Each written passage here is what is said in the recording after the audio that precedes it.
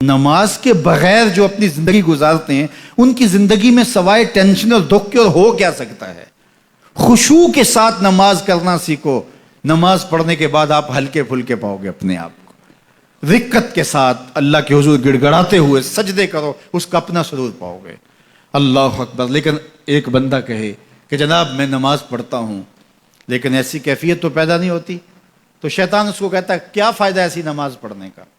لوگ بھی کہتے ہیں فلاں بندے سے یہ جرم بھی سرزد ہوتا ہے, نماز بھی پڑھتا ہے, اس کی نماز کو مورد الزام بناتے ہیں. تو بندہ بھی کہتا ہے چھوڑے, نماز نے مجھے کیا فائدہ دیا. لیکن کہا نہیں, نماز نہیں چھوڑنی. پہلے فرمایا نماز میں خشوع کرتے ہیں, یہاں فرمایا نماز کی محافظت کرتے ہیں. اگر کسی وجہ سے خشوع پیدا نہیں ہوتا چھوڑتے پھر بھی نہیں ہے. یہ اللہ کا فریضہ ہے. محدث کچھوچوی علیہ رحمہ سے ان کے ایک مرید نے کہا حضرت نماز پڑھتا ہوں لطف نہیں آتا, مزہ نہیں آتا. تو آپ نے حیرت سے کہا کہ اس کے باوجود پڑھتے تو ہو؟ کہا جی وہ تو اللہ کا حکم ہے, وہ تو پڑھتا ہوں. تو محدث کچھوچوی علیہ رحمہ جھومنے لگے, کہا واہ واہ تم لطف کے بندے نہیں اللہ کے بندے ہو. تمہیں سرور نہیں آتا پھر بھی پڑھتے ہو, اس کا مطلب ہے تم سرور کے لیے, مزے کے لیے, لطف کے لیے نہیں پڑھتے, تم تو اللہ کے لیے پڑھتے ہو. اللہ اکبر. تو بندہ سرور نہیں بھی آ رہا پھر بھی اپنے آپ کو کھینچ کے لا رہا ہے مسجد کے اندر. خیال تنگ کر رہے ہیں پھر بھی مصلی پہ اپنے آپ کو کھڑا کر رہا ہے. سوچیں اس کو آوارہ پتے کی طرح کبھی ادھر پھینکتی ہیں لیکن پھر بھی وہ کھڑا ہوا ہے کہ میں نماز پوری کر کے جانی ہے. بار بار کبھی بھولتا ہے لیکن پھر دوبارہ نیت مان کے کھڑا ہو جاتا ہے, نہیں میں پوری کر کے جانی ہے. یہ کیوں کرتا ہے؟ میرے اللہ کا حکم ہے.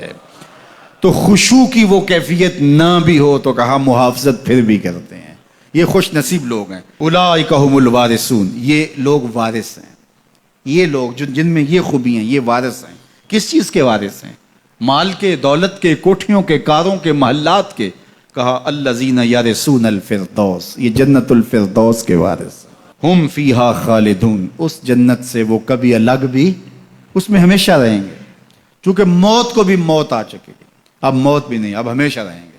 اللہ تعالیٰ فرمائے گا ارضیتم, جنتیوں کیا راضی ہو؟ اہل جنت کیا تم راضی ہو؟ تو وہ کہیں گے ہمیں کیا ہوا کہ ہم راضی نہ ہوں, ہمیں تو وہ ملا جس کا ہمیں تصور بھی نہیں تھا. ہمیں جنت مل گئی, محلات و قصور مل گئے.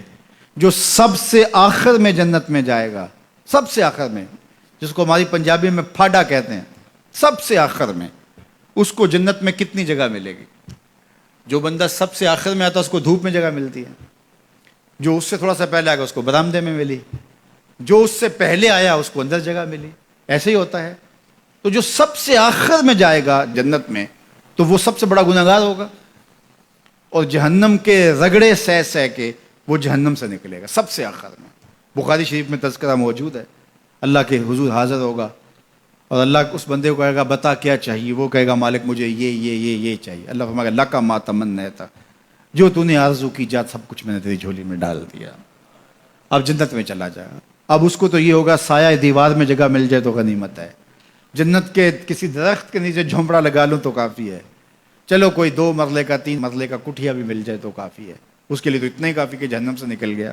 لیکن اس کو کہا جائے گا جا جنت میں چلا جا, اور تیرے لیے جنت میں دنیا سے 10 گنا جگہ ہے. دنیا سے, بخاری کی روایت, 10 گنا جگہ. یہ 7 بر اعظم پہ پھیلا ہوا جہاں, اور اس کو 10 سے ضرب دیں, اتنی جگہ اس کی ہے جو سب سے آخر میں جائے گا. جب اللہ یہ فرمائے گا تو وہ کہے گا اتسخر وانت الملک, میرے رب تو مجھے رب ہو کے مذاق کر رہا ہے, مالک ہو کے مجھ سے مذاق کر رہا ہے, بادشاہ ہو کے مجھ سے مذاق کر رہا ہے. اس کو لگے گا ہی نہیں کہ مجھ کو, میں ساری زندگی پاپ کرنے والا لیکن ایمان کا چراغاں تو اندر تھا.